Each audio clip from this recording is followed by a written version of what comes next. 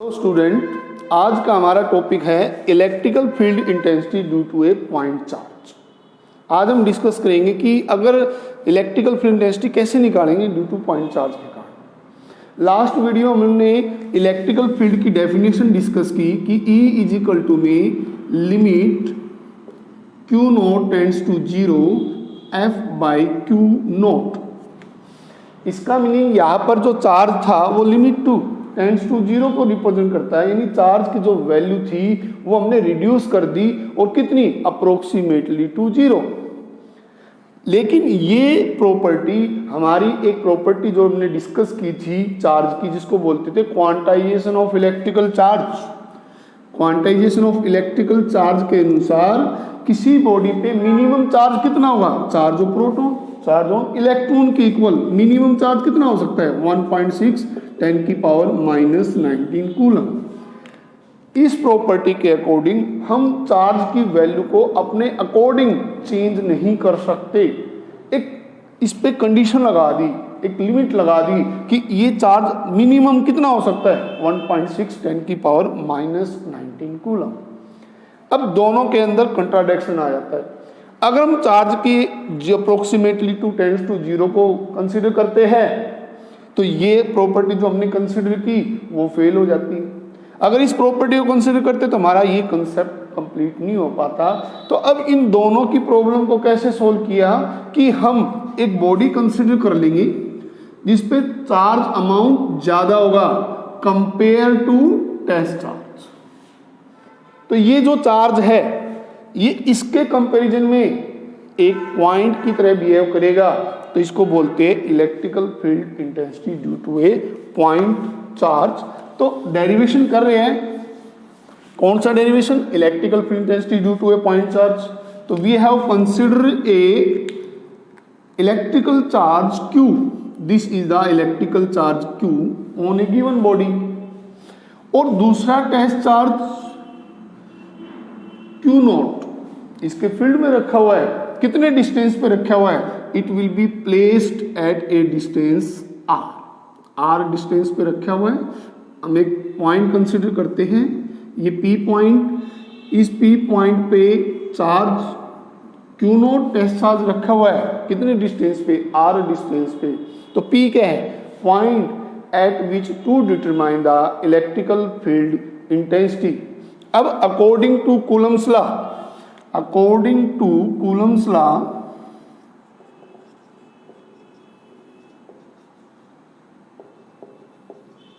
क्या है Coulomb's law, F जो फोर्स लगेगी वो 1/4 pi epsilon Q not by R square, और इलेक्ट्रिकल फोर्स की डायरेक्शन किधर होगी, away from the source charge.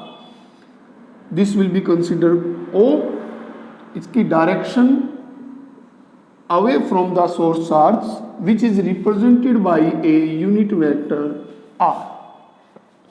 So it is also represented in a vector form, or according to definitions of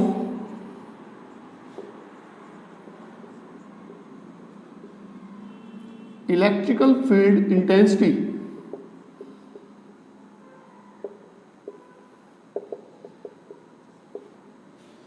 E is equal to me F by Q naught. This is the equation first, this is the equation second.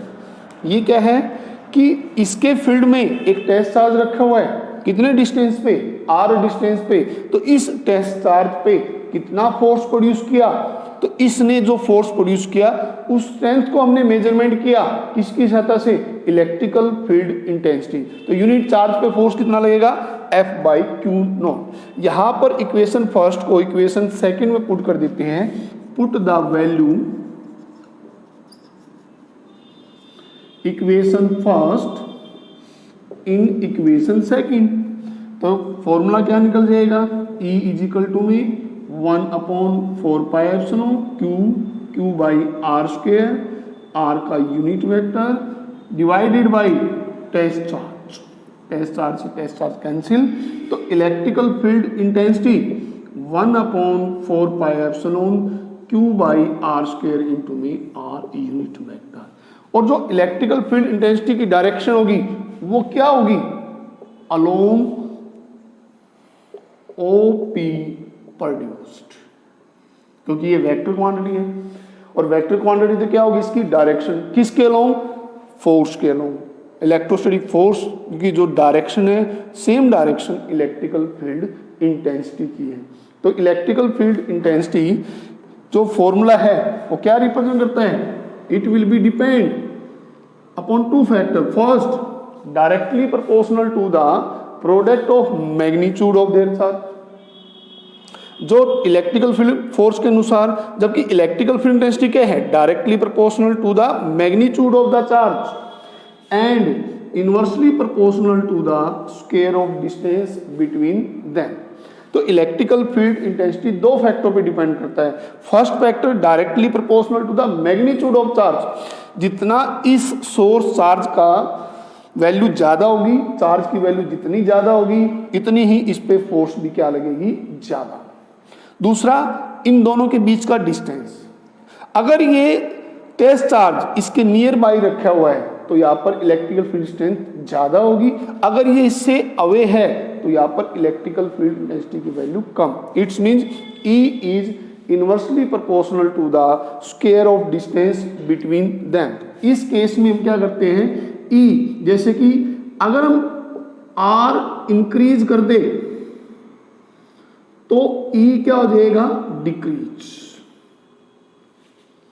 Second, इसके अंदर की special case consider करते हैं इसका कि अगर E की value, अब इसमें हम कंसीडर करते हैं R equal to 0 then E is equal to infinity. अगर दूसरा केस ले लेते हैं R इंफिनिटी है तो E क्या हो जाएगा, 0। फिजिकल मीनिंग क्या है, एक पॉइंट चार्ज कहां तक रेंज प्रोड्यूस कर सकता है, इलेक्ट्रिकल, इंफिनिटी तक। तो यहां पर इलेक्ट्रिकल फील्ड इंटेंसिटी जो अगर ग्राफिकल शो करते हैं, इसको हम ग्राफ से शो करेंगे, तो ग्राफ से कैसे शो करेंगे, ग्राफ से हम शो करते हैं E और R स्क्वायर के बीच में ग्राफ प्लॉट करते हैं। E क्या है, इलेक्ट्रिकल फील्ड इंटेंसिटी, और R क्या है, उन दोनों के बीच का डिस्टेंस। तो इलेक्ट्रिकल फील्ड इंटेंसिटी और R के बीच में ग्राफ प्लॉट करते हैं E और R स्क्वायर, तो इनका ग्राफ किस तरह आएगा, इस तरह ग्राफ आएगा। ये एक्स एक्सिस है और ये क्या है, वाई एक्सिस। अगर दूसरा हम इलेक्ट्रिकल फील्ड इंटेंसिटी और आर स्क्वायर के बीच में ग्राफ प्लॉट करेंगे तो हमारा ग्राफ इस तरह शो करेगा। ये ग्राफ क्या शो करता है, ये ग्राफ शो करता है कि जो electrical field intensity due to point charge वो हमेशा inversely proportional to the square of distance के इक्वल पाया जाता है। अब इसी को अगर हम पोजीशन वेक्टर फॉर्म में कन्वर्ट करना चाहते हैं, इलेक्ट्रिकल फील्ड इंटेंसिटी की वैल्यू पोजीशन वेक्टर फॉर्म में निकालना चाहते हैं, पोजीशन वेक्टर फॉर्म,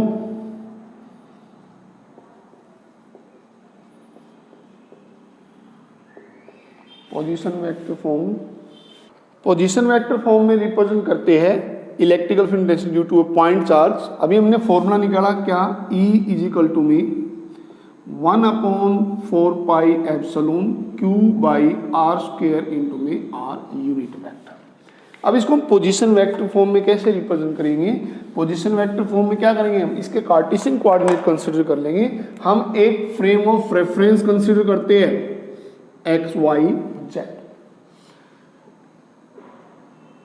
इस पर्टिकुलर पॉइंट पे चार्ज है Q, जिसकी ओरिजिन से हमने पोजीशन वेक्टर कंसीडर किया R1। R1 is the position vector of electrical charge Q at the origin. Test charge यहां रखते हैं हम, ये पोजीशन हमने मान लिया A है, ये पोजीशन हमने मान ली B, which are represented by ये पोजीशन वेक्टर R2। R2 क्या है, पोजीशन वेक्टर किसका, टेस्ट चार्ज का Q0।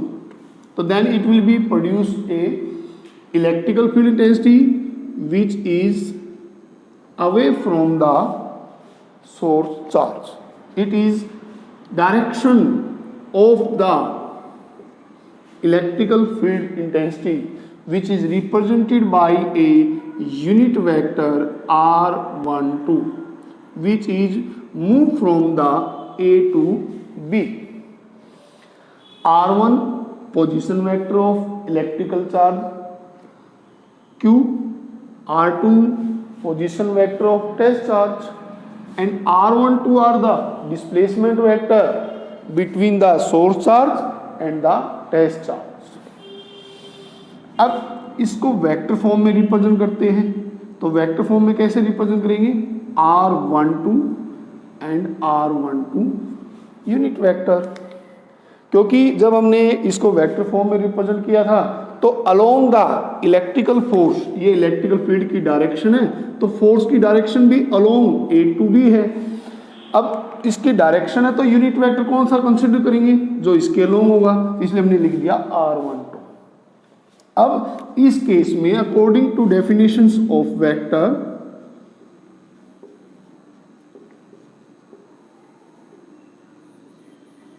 Vector R12 displacement vector which is equal to magnitude as well as a direction. This is the equation first. R12, this is the unit vector which is equal to vector divided by its magnitude. अब ये value इस equation में put कर देते, put the equation second, value of equation second in the equation first. Put the value of equation second in equation first. Equation first में put करते हैं तो इक्वेशंस क्या बन जाएगी? E इज इक्वल टू में 1/4 पाई एप्सिलॉन क्यू R12, इसको replace करो vector divide by its magnitude. यहां पर क्या है? वेक्टर जो मैग्नीट्यूड और डायरेक्शन दोनों को शो करता है, यहां पर क्या है? मैग्नीट्यूड। अगर किसी वेक्टर क्वांटिटी को किसी भी हम स्केलर क्वांटिटी से मल्टीप्लाई करेंगे तो उन दोनों का मैग्नीट्यूड एक दूसरे से मल्टीप्लाई हो जाएगा और डायरेक्शन जो वेक्टर की है वही मेंटेन होगी। तो यहां पर इसको हम कैसे लिखेंगे? E equal to 1/4 pi epsilon Q R12 vector का क्यूब, यहाँ पर स्क्वायर था, ये 1 है तो मैग्नीट्यूड मल्टीप्लाई किया तो क्यूब आ जाता है इसमें, और ये R12 वेक्टर। अब इसको हम क्या करेंगे? ये R12 क्या है? डिस्प्लेसमेंट वेक्टर, इसको हम किसकी फॉर्म में कन्वर्ट करेंगे? पोजीशन वेक्टर में। पोजीशन वेक्टर क्या है? R1 और R2। अब डायरेक्शन क्या है? Along the A to B, तो इसमें ये हमने कंसिडर कर लिया triangle OAB to apply triangle law. Triangle law apply करते हैं तो इन दोनों वेक्टर का सम इस वेक्टर के इक्वल आ जाएगा अकॉर्डिंग टू ट्रायंगल लॉ, क्योंकि इसका हेड इसके टेल के साथ अटैच है, इसलिए ये दोनों सेम डायरेक्शन में है। R1 plus R12 is equal to में R2, R12 इक्वल टू में R2 माइनस R1, इसको बोलते हैं हम ट्रायंगल लॉ।